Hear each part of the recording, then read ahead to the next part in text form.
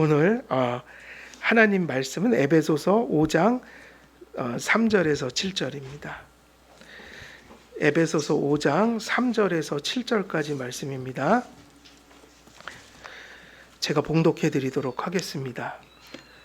음행과 온갖 더러운 것과 탐욕은 너희 중에서 그 이름조차도 부르지 말라. 이는 성도에게 마땅한 바니라. 누추함과 어리석은 말이나 희롱의 말이 마땅치 아니하니 오히려 감사하는 말을 하라.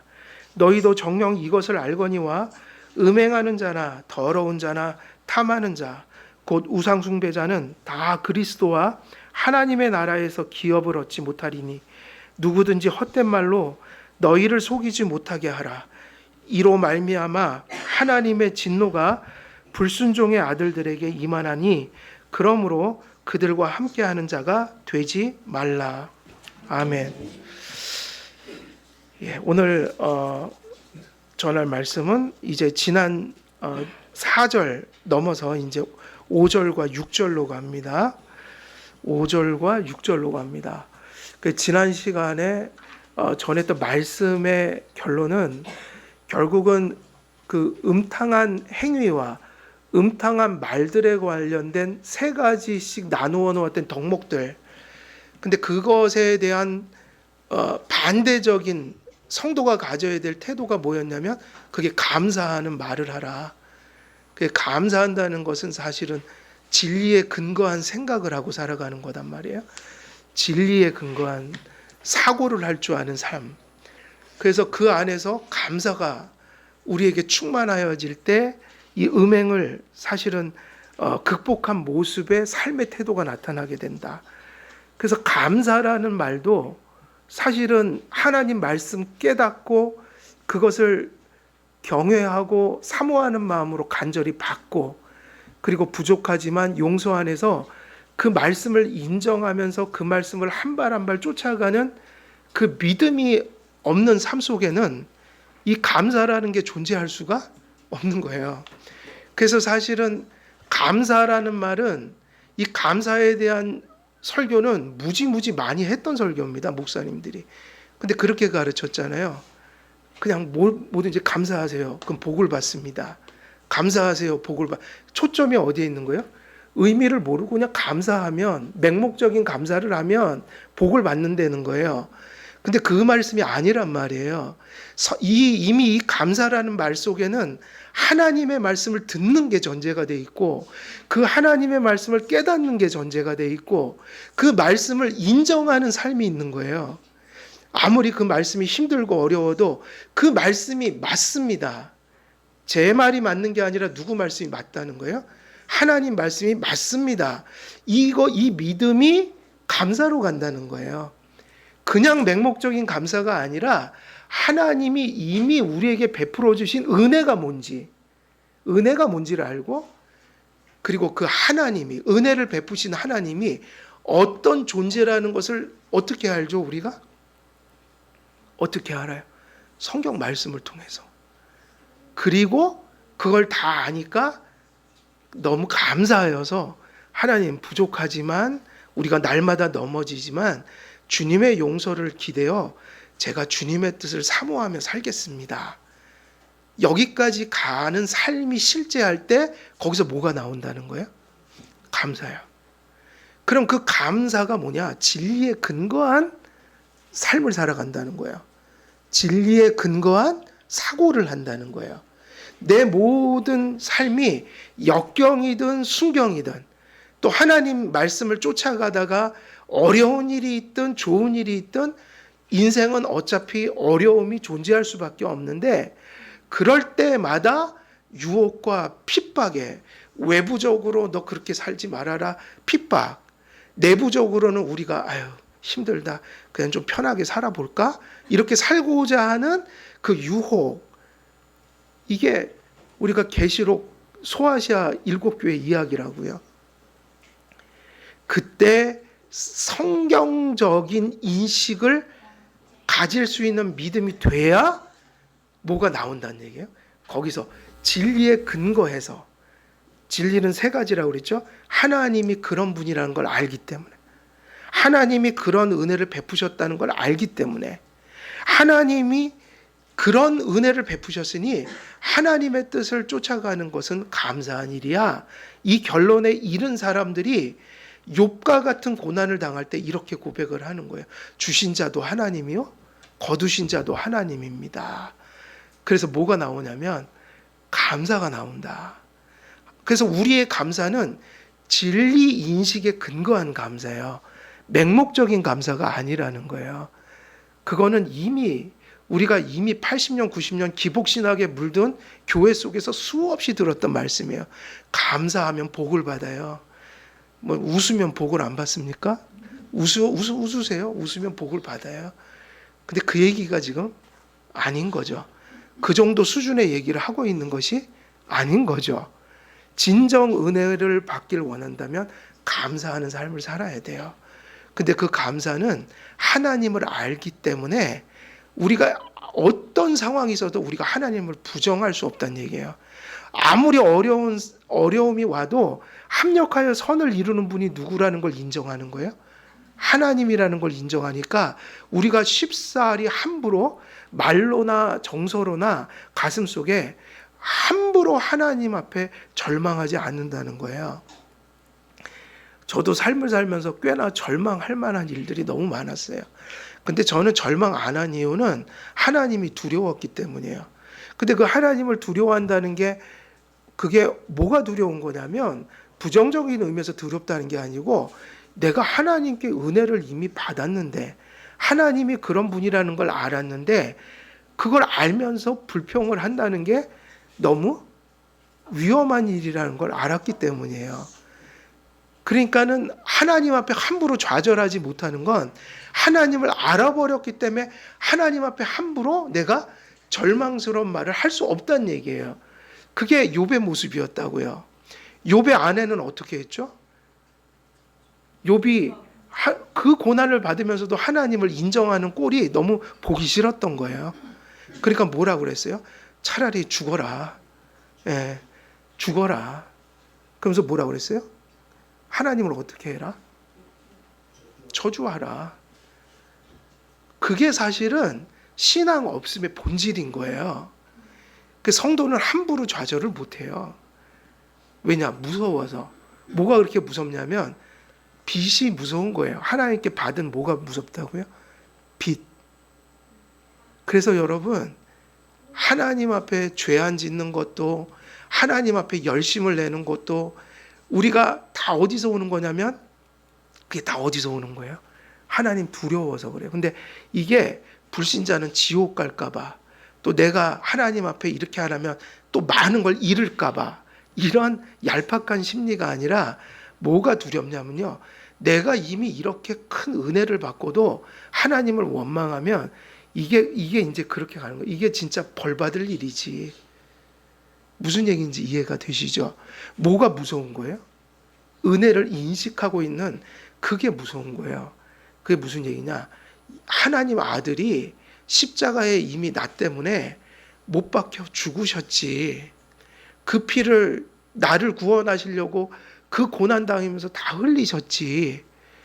이 은혜를 생각할 때 이 빚, 은혜를 이미 주셨는데도 그거 모자르다고 또 하나님을 내가 버릴 수 없지.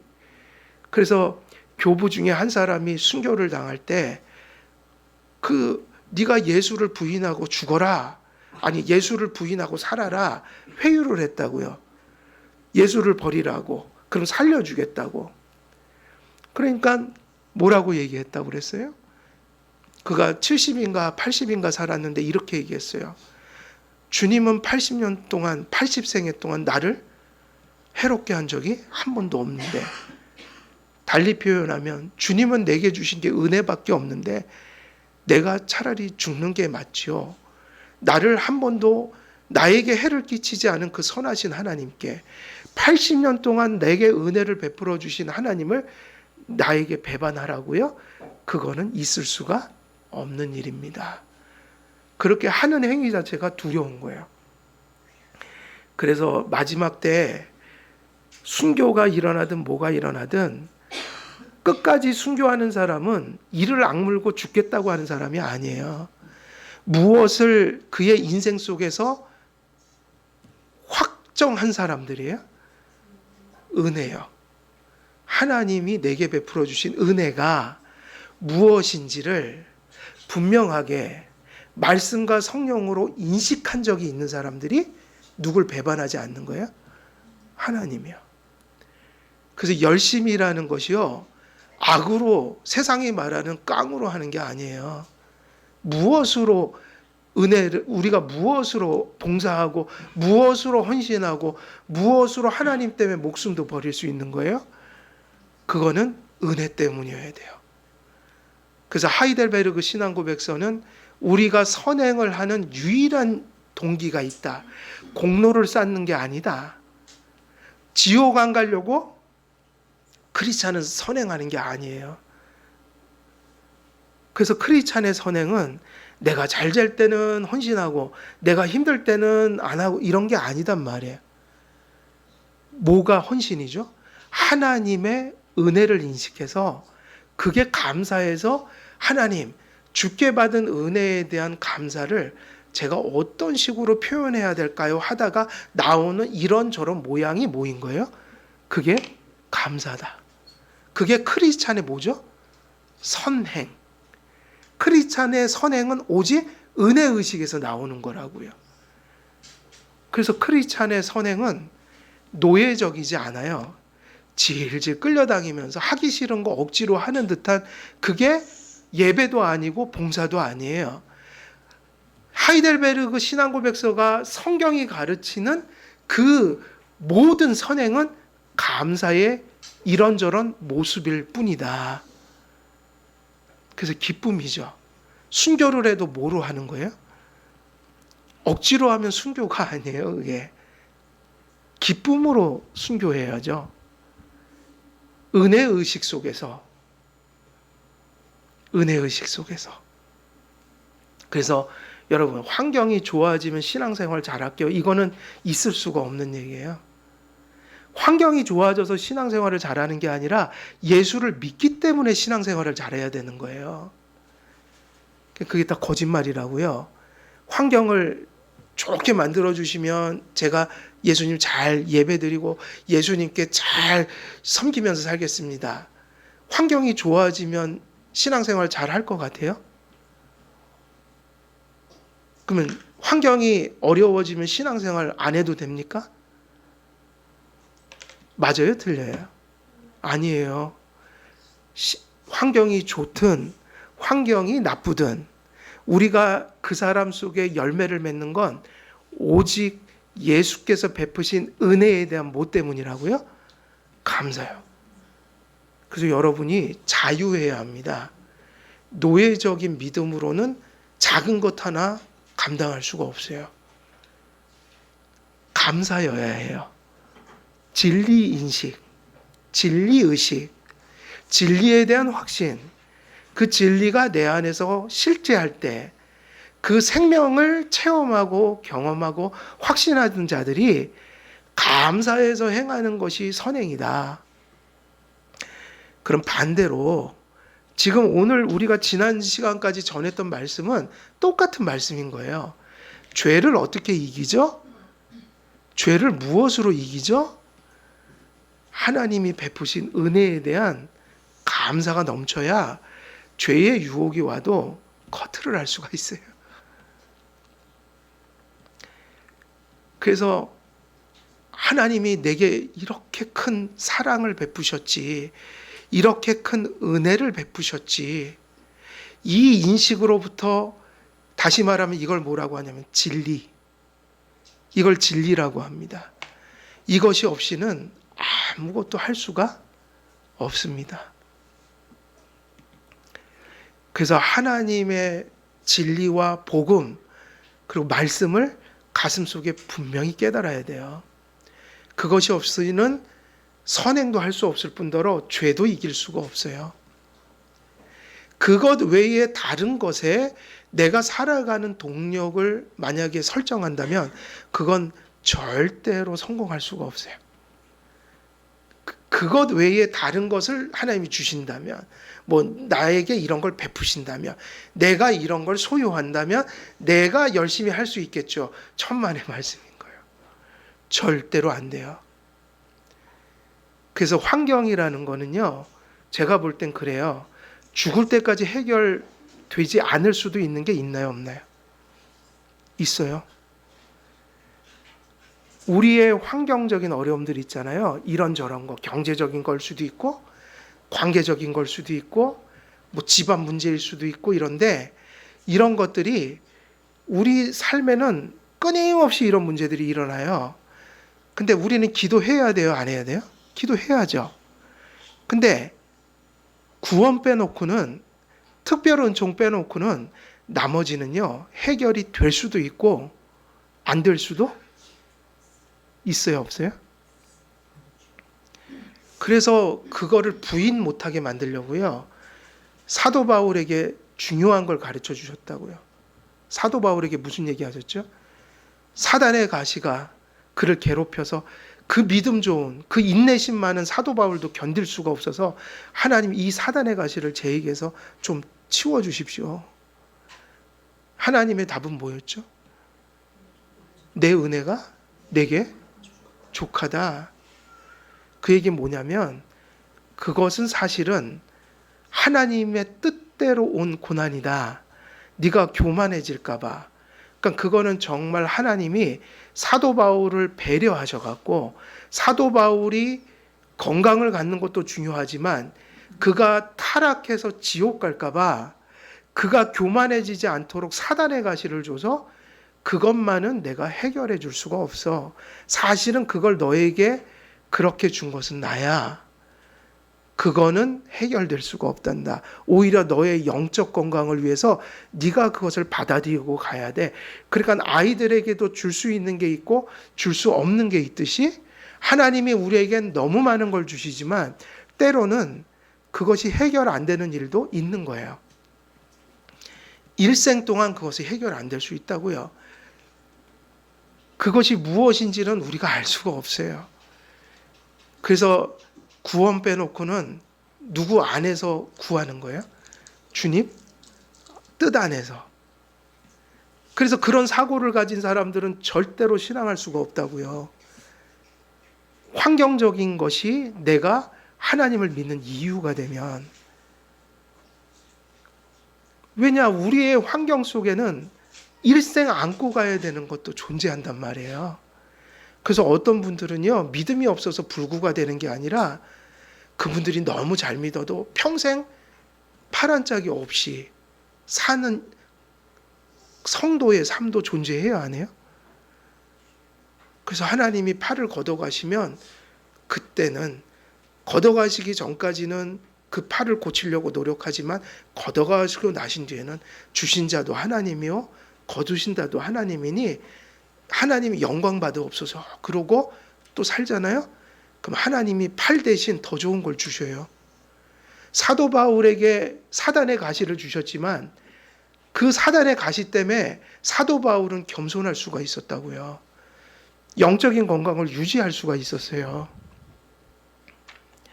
모든 게 다 해결되는 게 아닙니다. 그래서 어린아이와 같은 일을 벗어내야 돼요.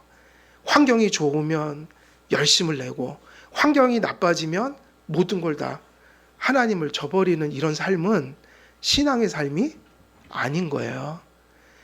우리는 언제나 이런 믿음을 구해야 돼요. 힘들지만 환경이 좋든 나쁘든 모든 것이 합력하여 선을 이루신 하나님이 너무 미쁘고 감사하여, 내 상황이 어찌되었든 주님, 내 믿음이 흔들리지 않도록 주여 붙들어 주옵소서. 이 기도를 하는 게 더 중요하다고요.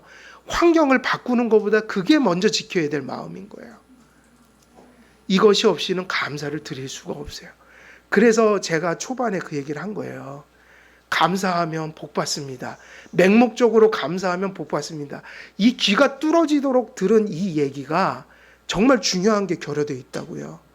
이게 환경에서 오는 감사가 아니라 말씀의 근거에서 환경을 초월해서 드리는 감사여서, 이것이 없이는 유혹을 이겨낼 수가 없다는 거예요.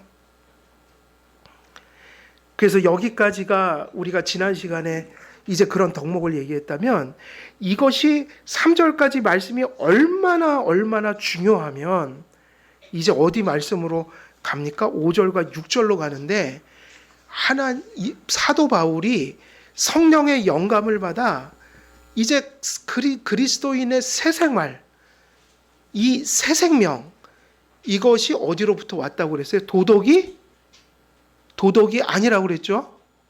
새 생명. 그래서 이제 요 얘기가 중요해요. 이런 말씀 읽을 때 부담이 아니라 감사가 돼야 된다고요. 새 사람이 됐다 이 얘기잖아요. 그 새 사람이 됐다는 얘기는, 여러분, 새 사람이 되려면 어떻게 돼야 돼요? 성경이 얘기하는 새 사람은 뭘 강조하고 있는 거죠? 도덕이 아니라고 그랬잖아요. 그 얘기가 너무 중요한 거라고요. 이거는 하나님이 여러분을 택하시고 때가 돼갖고 말씀을 들려주실 때, 그 말씀을 듣는 어떤 순간에 성령님께서 여러분을 어떻게 만드신 거예요? 거듭나게 만드셨다. 믿음을 주셨다. 그리고 그 죄 많은 사람들을 용서하셨다. 철저히 예수 그리스도의 은혜, 철저히 예수님의 은혜를 얘기한다고요. 너희가 새 사람이 되었으니, 새 사람이 되는 길은 한 가지밖에 없는데 예수 그리스도 안에 들어가는 방법밖에 없어요. 믿음으로 예수님과 연합한다. 그러니까 여기에서 하나님의 은혜밖에 없어요. 얼마나 감사합니까? 그러니까 이 얘기를 하잖아요. 너희들이 이제 새 사람이 됐으니 너무 감사하지. 또 감사한 얘기를 또 하나 해줄게. 새 사람이 된 자들에게 하나님이 벌거벗은 모습으로 살게 하지 않지 않겠어? 이 얘기예요. 아니, 새 사람이 됐으면 옷을 입혀줄 거 아니에요? 그죠? 우리가 저기 우리 자녀들이 있으면 자녀들한테 뭐를 입히고 싶어요? 새 옷을, 그렇게 이쁜 옷을 입히고 싶어 한다고요. 특히 아들들보다는 딸들에게. 딸들은 감사를 더 해야 됩니다. 아들들은 대충 입히는데 딸들은 또 이쁘게 입혀요. 우리 어머니가 그랬어요. 맨날 성화예요. 제가 신학교 다닐 때 거의 이 외모를 초월하고 다녔거든요. 딱 노숙자처럼 하고 다녔어요. 왜냐? 그걸 좋아해요. 그렇게 입고 다니는 거 편해요. 그러면 어머니가 나만 보면 맨날 그래요. 야, 옷 좀 바꿔 입어라. 옷 좀 바꿔 입어라. 홈쇼핑에서 또 뭘 사갖고 너 다 큰 아들을 또 입으라고 세 벌에 39,000원짜리 네? 그거를, 그럼 또 얼마나 미안해요. 예? 부모님 공양도 잘 못하는데 신학생이라 그걸 또 왜 샀냐고 싸우는 거예요. 또 그걸 왜 사시냐고. 그걸, 예? 그 용돈이나 하시지. 그걸 굳이 사갖고요 또 앞에서 입어보래요. 또 그럼 그걸 입으면 거봐 그냥 자식 하나 잘났지 내가. 그러면서 또 되게 좋아하셔요. 근데 그게 부모 마음이에요. 그죠? 부모 마음이라고요. 새 사람을 만들었어요. 거기에 그 지저분하고 누더기 같은 죄의 옷을 입는 걸 기뻐하시겠어요? 그 새 사람에 걸맞는 옷을 입는 걸 기뻐하시겠어요? 그 하나님 그렇게 옷을 입히려고 하시는 거예요. 그런 열심으로 따지면 우리 어머님보다 더 하셔요. 하나님은. 성경에 가득 써놨다고요. 새 사람이 됐으니 야, 내가 새 사람의 옷을 줄게. 좀 입어라. 근데 그 옷도 누가 주시는 거예요? 성화도 우리 힘으로 되는 게 아니라 예수님을 믿는 믿음이 힘이 돼서 선행을 하는 거라고요. 그래서 아까 그 말씀을 드린 거예요. 은혜 인식이 없이는 선행을 할 수가 없다. 도덕성 가지고 환경에 의지해서 되는 게 아니다. 예수님밖에는 없다. 성화되는 길도. 그게 지금 이게 똑같은 이치예요. 하나님이 새 사람을 만드셨으니 새 사람의 옷을 입히고 싶으신 거예요. 그래서 이 이야기들을 계속 하고 있는데 이 이야기가 얼마나 중요한지 이렇게 말씀하시는 거예요. 너희도 정녕 이것을 알거니와 음행하는 자나 더러운 자나 탐하는 자 곧 우상 숭배자는 다 그리스도와 하나님의 나라에서 기업을 얻지 못하리니. 그러니까 이게 지금 조금 무서운 말입니다. 여기서는 지금 무슨 얘기를 해요? 이러한 것을 행하는 자는 뭐를 기업으로 얻지 못한다? 하나님 나라에서 기업을 얻지 못하리라. 그러니까 이 말씀 자체는 무슨 뜻인 거예요? 이런 걸 행하는 자는 천국에 들어가지 못한다. 이 말씀을요, 정말 잘 해석해야 돼요. 이것 때문에 정말 지옥 같은 고통을 당하는 성도들이 있어요. 하나님의 나라에서 기업을 얻지 못하리니. 이게 죄송하지만 이 탐욕과 정욕이 지금 바로 여기에 있는 우리들 안에 있어요, 없어요? 우리들 안에 있단 말이에요. 그래서 이 말씀을 잘못 해석해 버리면 믿음을 가진 성도들도 떨어져 나갈 수 있느니라. 근데 또 어디서 들은 풍월은 있어서, 야, 이게 믿는 성도들은 그렇게 그런 의미가 아니래. 이런 사람들이 지금 얘기했던 행위로 또 떨어져 나가는 거를 가지고 고뇌하는 것만큼이나 잘못된 확신을 갖는 게 있다. 이건 더 나빠요, 앞에 거보다. 이런 나쁜 사람들.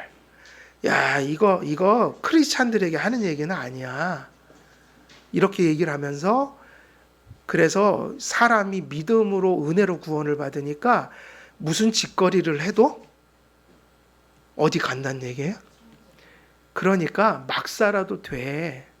요런 나쁜 인간들. 이게 이 성경을 읽다가 이 두 가지에 빠지는 늪이에요. 성경 말씀은 생명으로 주셨는데 이거를 잘못된 인식을 가지고 해석을 하면 이게 어디로 들어간 늪이 돼요? 떨어져 나갈지도 모른다는 그 믿음의 확신이 흔들리는 말씀으로 작용하게 돼요. 또 반대는 어떤 확신을 갖게 돼요? 아, 그런 뜻이 아니래. 그럼 뭐라고 받아들이는 거예요? 우리가 무슨 짓을 해도 괜찮다. 믿음을 그렇게 이해하게 만드는 구절이 될 수도 있어요. 이 두 계단은 뭐가 아니다라고 확신하셔도 돼요? 복음이 아니에요. 이 말씀이 그렇게 중요한 말씀이라고요. 이 말씀을 읽다가 고뇌 속에 빠져들어가기도 하고 방종 속에 빠져들어가기도 해요. 이걸 잘못 이해해서. 지금 오늘날 교회들이요, 목사님들이 윤리에 빠진 목사님들이 많아요. 철학에 빠지고 윤리 도덕에 빠진 목사들이 있어서 복음을 전하지 않고 성경 갖다가 윤리를 전하니까, 철학을 전하니까 오늘날 알미니안적인 신앙 속에 빠진 사람들이 너무 많은 거예요. 알미니안 신앙이 뭐예요? 이미 되면 이 말씀이 엄청나게 왜곡이 되게 돼요. 이 말씀을 조심해야 돼요. 그래서 이 말씀은 상당히 많은 분량으로 준비를 했어요. 우리가 잘 이런 주제를 할 때 잘 정리를 하고 가시란 얘기예요. 그래서 이 말씀이 알미니안주의에서 두 가지적인 위험성이 있다. 그래서 하나는 구원의 확신을, 그러니까 죄성이 있고 우리도 죄를 저지르지만 정상적인 믿음을 가진 자들을 전제할 때 절대로 떨어져 나갈 수는 없는 얘기니까, 이 이야기를 바울이 너희들이 구원받고 죄 문제를 해결했다 하더라도 또 너희들이 이제 남은 삶을 어떻게 사느냐에 따라서 떨어져 나갈 수도 있다, 이 얘기를 많은 전제를 설명을 하지 않고 해버리면 알미니안 그냥 신앙이 돼버려요. 그러니까 이렇게 되는 거 확실히 우리에게는 없는 교리란 말이에요. 원래부터 믿음이 흐리멍텅하거나 그게 바른 믿음이 아니어서, 그러니까 구원받는 믿음에 이르지 못한 게 구원받은 믿음처럼 여겨져서 나중에 그 열매가 나타나서 배도를 하는 경우가 있단 말이에요. 그러나 진정 하나님이 선택하여 구원받는 믿음을 제대로 누군가 가졌을 때 그 믿음을 가진 믿음이 사라질 수가 없다. 이게 장로교 믿음이거든요. 그 다음에 설명할 게 많죠. 그럼 죄를 짓는 거 어떻게 설명해야 됩니까? 그럼 설명하는 게 또 있다고요. 근데 제가 말씀드리는 건 이거예요.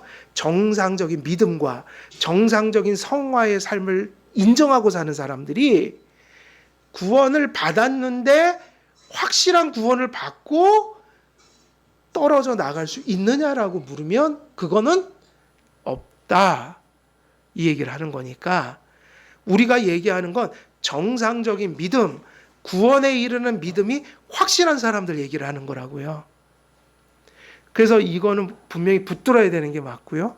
그 다음에 그 극단적인 또 잘못, 이거를 빠져나와요, 이제. 빠져나오면 뭐를 부인하냐면, 이 말 자체가 가진 진리성을 부정하면, 그걸 어떻게 유용해 먹을까요? 신앙이 없는 사람들이? 무슨 짓을 해도 괜찮다. 내가 믿음을 가졌기 때문에 무슨 짓거리를 해도 이게, 그러니까 그게 구원파에서 그렇게 가르치잖아요. 구원파. 근데 그것을 어떻게 무슨 근거로 얘기를 하느냐? 그러니까 죄를 합리화하기 위해서 이걸 쓰면 이단이 되는 거예요. 그러니까 우리는 이 말씀이 공로신학을 전하는 게 아니다. 행위구원을 얘기하려고 얘기하는 것도 아니다. 다시 말하면 행위언약적인 행위를 얘기하고 있지 않다. 이 얘기를 해야 되고, 그러나 이 이야기를 할 때 정상적인 믿음을 가진 자들 얘기를 하니 구원파 복음이나 하나님 앞에 성화 개념 자체를 파괴하는 의미로 죄를 합리화하는 사람들의 그런 말씀으로 이게 주어진 것이 아니다. 다시 말하면 이 말씀의 본연의 의도는 뭐냐면 실제로 경고하기 위해서 주어진 거예요. 누구를 경고하는 거죠? 믿음의 불신자를 경고하는 게 아니라 믿는 자들을 경고하기 위하여. 그러니까 이 믿는 자들에게 이 말씀이 경고가 되고 있으니까 이게 이제 실말인데, 지금 이 경고를 할 때 전제가 있다는 거예요, 없다는 거예요? 그 전제가 없으면 이 말씀은 맞아요. 그리고 이 말씀을 부인하면 안 돼요. 일단은 이걸 인정하고 가야 돼요. 죄의 삭은 뭐죠? 사망이에요. 그 말씀이 어느 시대에나 바뀔 수 있어요? 그럼 이 말씀은 틀려요, 맞아요? 하나님의 나라에서 기업을 받을 수 없느니라. 이런 것을 행하는 자들은 죄의 삭은 사망이니라.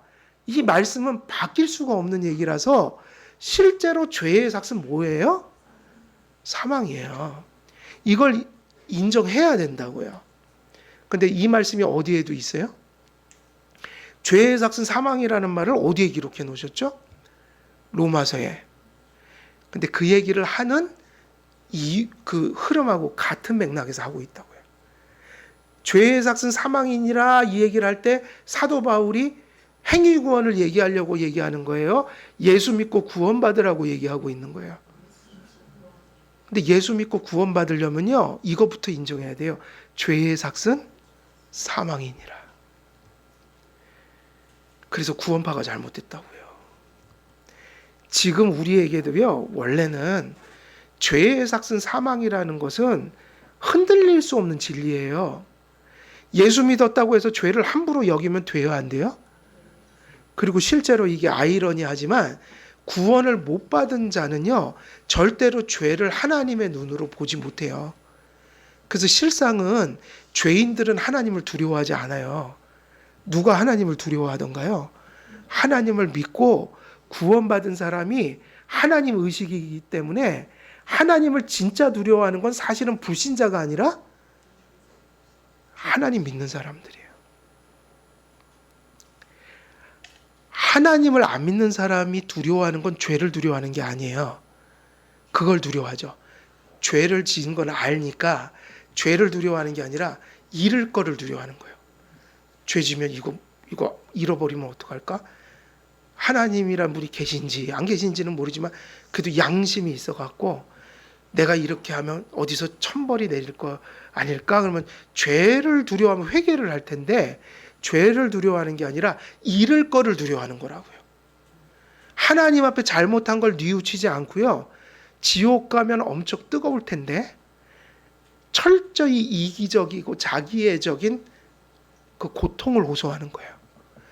그래서 가인이 우리가 수요일 날 이번에 이제 설교가 저기 이제 그 뒤에 이제 후반부 하잖아요. 가인이 회개하는 것처럼 보이는 구절이 있어요. 회개가 아니에요. 누가 사람들이 내가 죄 지은 거 알면 쳐 죽이면 어떡하죠? 아유, 하나님 앞에 제가 죽을 죄를 졌습니다. 이러질 않고 누가 저 죽이면 어떡해요? 이러고 앉아 있는 거예요. 그래갖고 여러분 악어의 눈물을 조심해야 돼요. 무슨 회집 뭐 교회에서 뭐 부흥해야 한다. 눈물 찰철 흘리는데 절대로 회개 안 하는 사람들이 있어요. 회개한 사람은요. 하나님 앞에 그 얘기 먼저 하지 않아요. 내가 잃을 것, 내가 되찾을 것.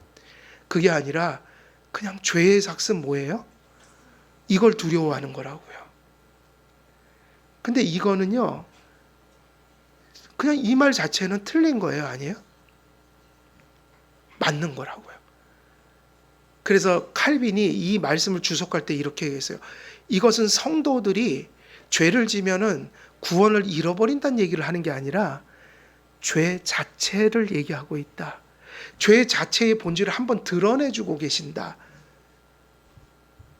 그러므로 이것이 뭐가 되게 만드는 거예요? 경고가 되게. 죄의 본성을 다시 한번 봄으로 크리스찬과 하나님 나라와 죄라는 게 얼마나 어울리지 않는 거라는 것을 보여주기 위한 것이다. 그 죄의 삭은 사망이다는요. 항상 인정하셔야 돼요. 그래서 여러분도요. 내가 예수 믿으니까 죄 져도 괜찮지 이렇게 먼저 생각이 들면 지금 뭐가 좀 잘못 돌아가고 있는 거예요. 그래서 어쩌면 반복해서 계속 죄를 짓는지도 몰라요. 똑같은 죄를.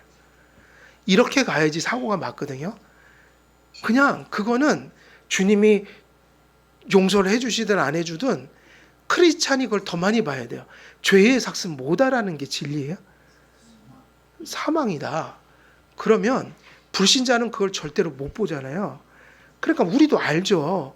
우리가 용서 안에 있기 때문에 주님, 우리가 어떤 믿음의 진정성 안에서 어쩔 수 없어서 짓는 죄들은 용서받아요. 또 회개하면. 그런데 크리스찬들은 뭐를 보는 눈이 있어요? 죄를 성경이 가르쳐준 그것 그대로 죄를 보는 눈이 있기 때문에 불신자보다 누가 죄의 본성을 더 잘 보는 거예요? 불신자보다 크리스찬이. 그래서 크리스찬은 뭐를 하냐면요. 죄의 삭은 사망이다 이 말씀을 알아요. 그런데 이것도 알죠. 아이고 불신자가 지었든 성도가 지었든 내가 오늘 지은 죄가 이게 하나님과 나를 원래는 분리하는 죽음이구나.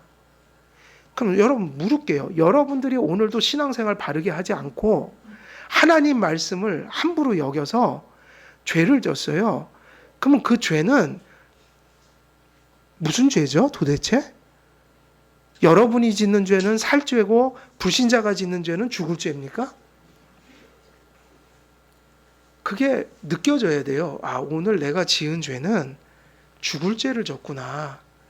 아우, 내가 또 주님이 나를 그렇게 사랑하셨는데 나는 또 죽을 죄를 져버렸구나 하면서 좀 죽을 죄를 진 것처럼 괴로워야 해야 된다고요. 왜냐? 성경은 그 순서로 가거든요. 죄의 삭은 뭐다부터 가르쳐줬어요? 그 심지어는 복음과 오직 믿음으로 받는 의를 가르치는 로마서가 은혜를 얘기하기 전에 은혜를 깨닫기 위해서 무엇부터 가르쳐요? 죄의 삭은 사망이니라. 그래서 이게 중요합니다. 성도들도 진짜 회개한 성도들은 그걸 죽을 죄로 여기는 자들이에요. 아니 난 믿음 가졌는데 괜찮지? 이러면 그는 지금 죄를 인정하지 않고 있는 거고, 그래서 제가 항상 강조하는 게 죄를 누구 수준에서 얘기하지 말라는 거예요. 우리 수준에서 얘기하지 말고 하나님 말씀은 그대로 받아라. 근데 그거를 받지 않으면 회개도 없어요. 그 다음 수순이 이거예요. 그러니까 이거죠. 죄를 짓고 지옥에 갈까 봐 그거를 두려워하는 게 아니라 우리는 살아났기 때문에 죄를 불신자가 못 느끼는 깊이로 죄를 본단 말이에요. 그럼 그 깊이가 뭐냐면 죄의 삭은 사망이니라. 그럼 그 다음이 중요해요. 죄의 삭은 사망이니라, 이거는 크리스찬이 지은 죄나 불신자가 지은 죄나 다 죽을 죄를 지은 거지, 크리스찬이기 때문에 괜찮은 죄를 지은 건 아니란 말이에요. 그걸 인정해야 돼요. 그리고 이 얘기를 하는 거예요. 그래서 하나님, 오늘도 죽을 죄를 졌지만 오늘도 예수님 안에 있다는 이유로 내가 살 수 있음을 감사합니다. 그 다음에 그 얘기를 하셔야 돼요. 누구 안에 있어서 그게 죽을 죄가 안 된 거예요? 죽을 죄인데 내가 안 죽은 것일 뿐이에요. 죽을 죄라고요.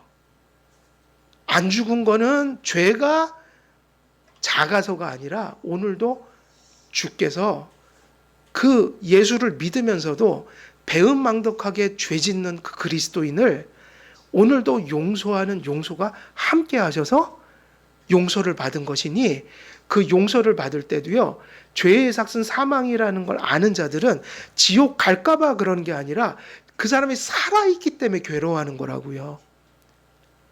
그래서 이렇게 그 은혜를 받아요. 애통하면서 오늘도 하나님 앞에 너무 죄송한 마음으로, 오늘도 주님 앞에 죽을 죄를 지은 자를 용서해 주시는 그 은혜를 간절히 의지하면서 은혜를 그렇게 얘기하게 되죠. 이 의식이 얼마나 중요하냐면, 이 의식을 가진 자가 구원받은 자예요. 죄의 의미를 성경과 달리 해석하면서 주님의 은혜를 논한다면 그에게는 복음도 믿음도 아무것도 있다고 보면 안 돼요. 성도는 불신자보다 훨씬 더 죄를 더럽게 여깁니다. 불신자보다 훨씬 죄를 두려워해요. 불신자들은 죄를 애통하지 않지만 성도들은 죄를 애통합니다. 그 결론부터 제가 말하는 것은 여러분이 헷갈리지 말라고 먼저 결론부터 얘기하는 거예요. 그래서 결론이 뭐예요? 죄는 언제나 무슨 죄죠? 죽을 죄인 거예요. 그럼 변함이 없고, 그 성도들도 죄를 지면 죽을 죄를 졌다고 생각해야 돼요. 근데 이 의식이 왜 중요한가? 그게 뭐에 있다는 증거기 때문이에요. 죄를 죄로 여기지 않는 그 마음이 생명이 없는 가장 큰 증거예요. 죄를 뭐로 여기지 않는 거예요? 죄로 여기지 않는 거예요.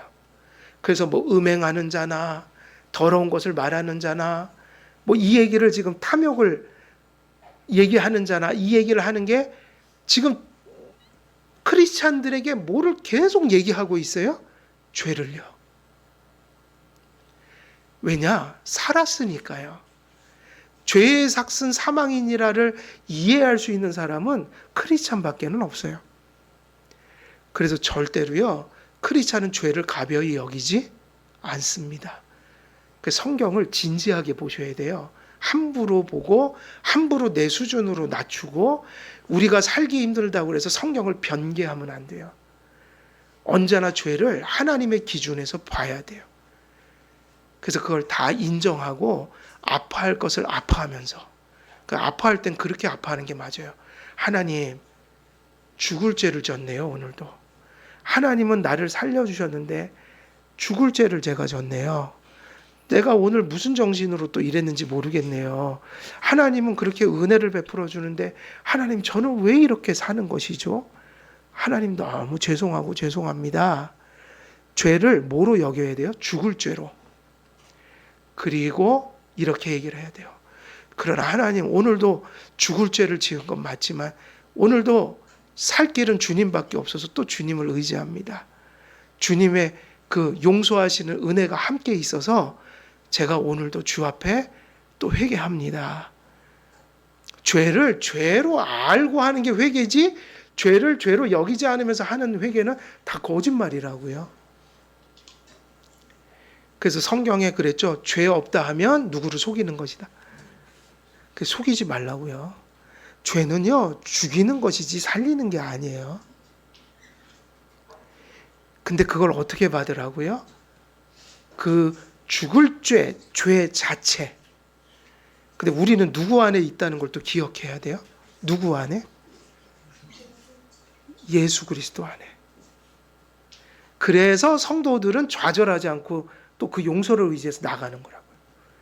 그래서 그 용서가 오늘도 내 지은 죄를 슬쩍 넘어가는 게 회개가 아니라 오늘보다 내일 더 온전한 삶을 살고자 하는 진실된 의지, 결단, 그 이 세 개가 같이 일어나요. 죄의 삭은 사망이라 오늘도 죽을 죄를 졌네요. 하나님 용서하소서. 그러나 오늘도 그리스도 예수 안에 있음에 제가 소망을 가지고 죄를 지었지만 또 주님 앞에 나갑니다. 용서를 확신하면서 거기서 무슨 희망이 생겨요? 나를 용서해 주시고 나와 함께 해 주시니 오늘도 지금 회개한 죄를 또 떨구고 더 온전한 삶으로 나가겠습니다.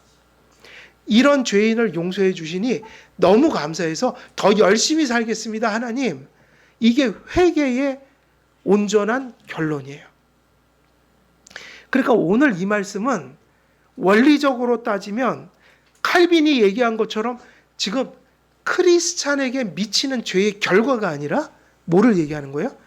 죄 자체를 얘기하고 있다. 그러면 이것을 성도들도 죄를 짓고 이거를 뼈저리게 애통해야 돼요? 안 해야 돼요? 해야 되죠. 그래서요, 제가 본 결과라는 예전에도 그 성도들이, 목사님들이 많은 교리를 다 전하지는 못했지만 그 교리가 그렇게 빈약하던 시대에도 말씀의 기본을 알고 성령님이 정말 은혜를 베푸셔서 바른 믿음을 가진 분들은요, 주님이 어떤 일로도 자기 구원을 절대로 취소시키지 않는다는 확고한 믿음이 있는 분들이요, 작은 것을 이렇게 죄를 지면요 그렇게 아파하는 모습을 많이 봤어요. 바른 신앙은 그렇게 가더란 말이에요. 작은 말씀의 교리를 가졌지만 그의 삶 속에 그것이 너무 잘 구현이 돼 있어서 작은 말씀을 가지고 큰 일을 했어요. 그러니까 이런 모습이 있는 거예요.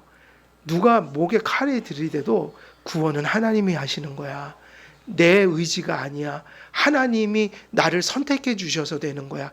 이거 다 믿지만 그걸 믿는 사람 속에서 어떻게 또 그렇게 죄를 두려워하는 떨림이 건강하게 일어나는지, 내가 선택받고 믿음이 이미 가졌으니까 구원은 은혜로 받는 거니까 나 대충 내가 살고 싶은 것만큼 살래. 듣고 싶은 것만 듣고 살고 싶은 만큼 살고, 이렇게 되면 이거는 기독교 신앙이 아닌 거예요. 그분들은 구원의 확신이 건강하게 나타나서 오히려 작은 것 하나를 잘못해도 이거 내가 어쩌나, 아유 또 주님 마음 아프겠네, 이러고 살더라 이거예요. 여러분, 진정한 예정론 믿는 사람은 이런 모습으로 살아야 돼요. 왜냐? 그 예정이 진짜 예정이라면 성화가 나타날까요? 안 나타날까요? 반드시 나타나죠. 예정 속에 성화도 있거든요. 그러니까 자기를 계속 점검해요. 그지, 이렇게 엉망으로 사는 게 어찌 하나님이 계획한 구원이겠어. 그리고 두렵고 떨림으로 회개한다고요. 그리고 자기 안에 선행을 추구해요. 하나님이 선택했다면 선한 열매가 맺혀져야 되지 않겠어? 그 예정을 그렇게 끌고 가는 거예요. 예정한 게 조금이라도 내 삶 속에 나타나기를 바라고 소망하는 마음. 그래서 뭔가를 회개하고 바른 삶을 살았을 때는 그걸 또 누구에게 다 돌려요, 영광을? 이게 내 힘이 아니라 오직 은혜로 이게 임한 거야 하면서 모든 걸 다 주님께 돌려요. 그래서 여러분, 참신 성도가 되는 것이요, 그 2박 3일로 되는 게 없어요. 말씀을요 하나하나 일평생 정립해 가야 돼요. 5년, 10년, 15년, 20년 차곡차곡 쌓아가야지. 여러분, 야곱도 사실은 야곱이라는 사람이 진짜 성도가 된 게 젊었을 때 된 것 같아요. 거의 인생이 다 지나가고 된 것 같아요. 인생이 거의 끝나갈 때 그 애굽에 가서 그 얘기를 하잖아요. 제가 참 뭐라 그래요? 우리 조상들처럼 무슨 인생을 살았다고 그래요? 험악한 세월을 지냈나이다. 이게요, 이게 절대 철드는 것이 이게 몇 년 가지고 될 일이 아니에요. 여러분, 우리가 우리 자신을 한번 생각해 보세요. 사람이 그렇게 잘 깨닫던가요? 깨닫는다는 게 이게 아니에요. 지식으로 들어오는 것도 깨닫는 거지만 지식으로만 있는 걸 깨달았다고 얘기하는 게 아니라고요. 내가 그렇게 살 의지까지 나타나야 돼요. 그러니 그렇게 나타나는 은혜가 우리가 우리 자신을 돌아보면 그런 결론에 이래. 사람은 절대로 잘 바뀌지를 않아요. 그건 다른 사람을 두고 하면 안 돼요. 누굴 두고 봐야 돼요? 내 자신을. 깨닫는 것도 어렵고요. 삶을 고쳐야겠다는 결단에 이르는 것도 힘들어요. 그래서 교회 생활이 힘든 거예요. 교회는 하나님의 어떤 말씀을 선포하는 곳이에요? 사람들의 수준에 맞춘 게 하나님 말씀 그대로 표대를 전하는 곳이에요. 그 불편함이 있을 수밖에 없어요. 말씀은 저기에 있고 나는 여기 있어요. 근데 그것이 어떻게 반응돼야 되냐면 하나님 제가 이것밖에 안 됩니다를 인정하는 대로 가야 돼요. 그러면서 저 표대를 향해 가게 해주옵소서. 이게 성도들이 일생 가야 될 길이라고요. 그러니 사람은 절대로 쉽게 고쳐지지도 않고 사람은 절대로 쉽게 깨닫지도 못하고 절대로 그 하나님의 표준에 우리가 며칠 신앙생활을 했다고 다다르는 것이 아닌 거예요. 저는 한 교회에서 바른 가르침을요 죽으라고 배워서 최소한 10년, 15년은 되어야지 적어도 우리가 추구하는 바를 삶 속에 구현해내는 것이 성숙해 갈 수가 있어요. 절대로 교회 몇 년 다녀갖고 될 일이 아니에요. 그래서 한국 교회가 정말 회개해야 할 일들이 교회를 3박 4일 교회를 만들어 버렸어요. 모든 것들을 이벤트화하고 자극적인 거로 사람을 며칠 만에 뒤바꿔 놓으려고 그러다 보니까 성도들에게도 끊임없는 그런 자극을 그런 방식으로 배운 거예요. 무슨 부흥회니 무슨 회니 사람은 그렇게 변하는 게 아니라고요. 우리가 신앙생활은요 정말 진득해야 돼요. 우보말리라는 얘기 아시죠? 우보말리. 우보가 빨라요, 느려요. 그래서 우보라는 말을 그거를 그렇게 고사성어로 만든 거래요. 우보, 소처럼 느릿느릿 한 발 한 발 가는데 몇 리를 간다고요? 말리를 간다. 신앙의 맛은요, 우보 말리를 해야지 느껴질 수 있는 거예요. 하루하루의 우리의 변화, 우리의 열매가 있지만 그래서 조심할 게 그 성경에서 그래서 우리가 어떤 직분을 세울 때 초신자를 절대로 세우지 말라고 그랬죠. 이유가 뭔지 아세요?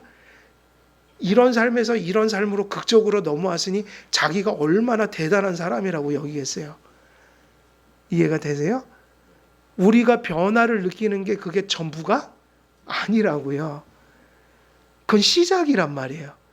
근데 한국 교회는 어떻게 가르치냐? 부흥회에서 눈물 한번 쭉 흘리고 나오면 자기 존재가 바뀌었다고 생각하는 거예요. 그게 아니라 우보말리다. 변화될 때 더 조심해야 돼요. 다 된 게 아니라는 거예요.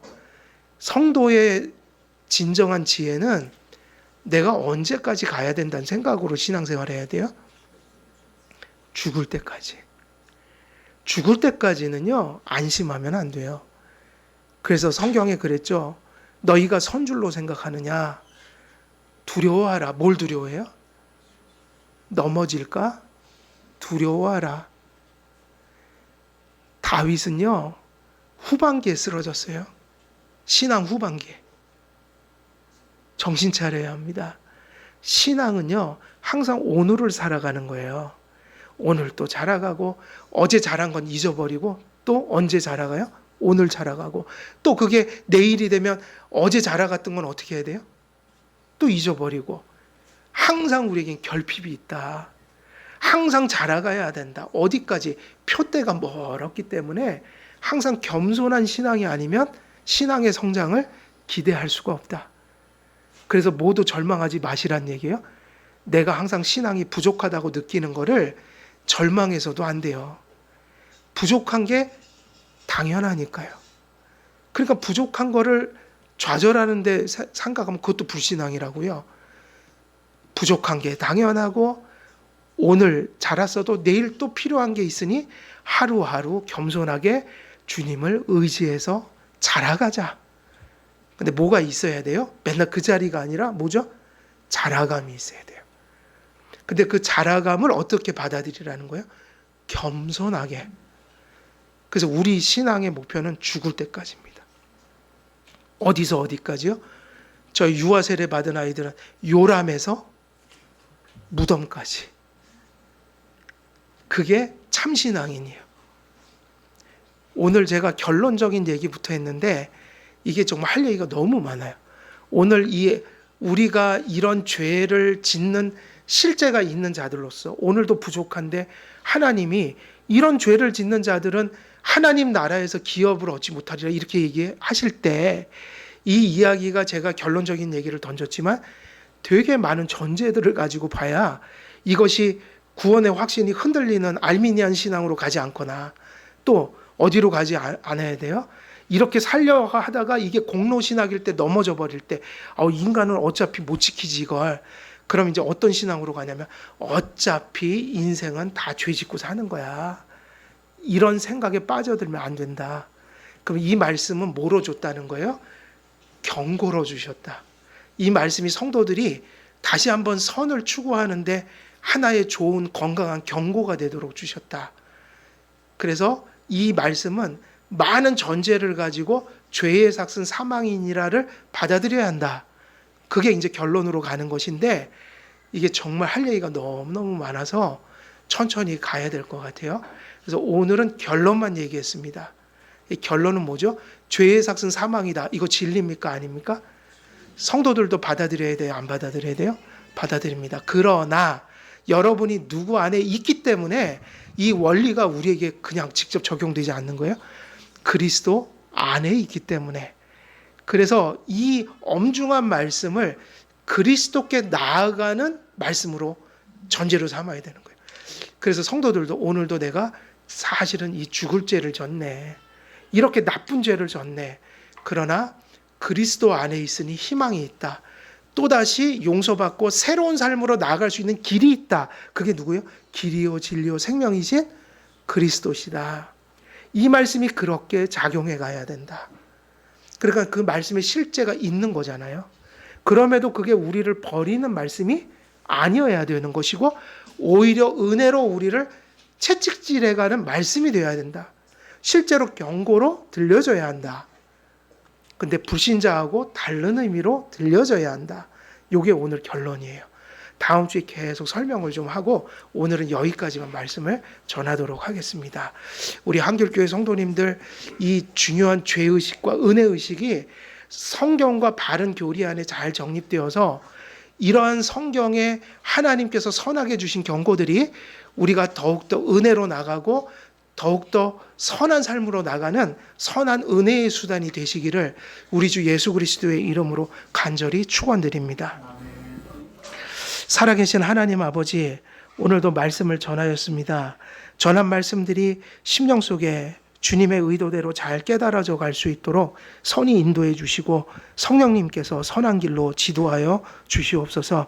그래서 그 말씀들이 이 험난한 세상 속에서 우리에게 구원의 말씀이 되고 구원받은 자가 살아가는 길이 되어질 수 있도록 하나님 역사하여 주시옵소서.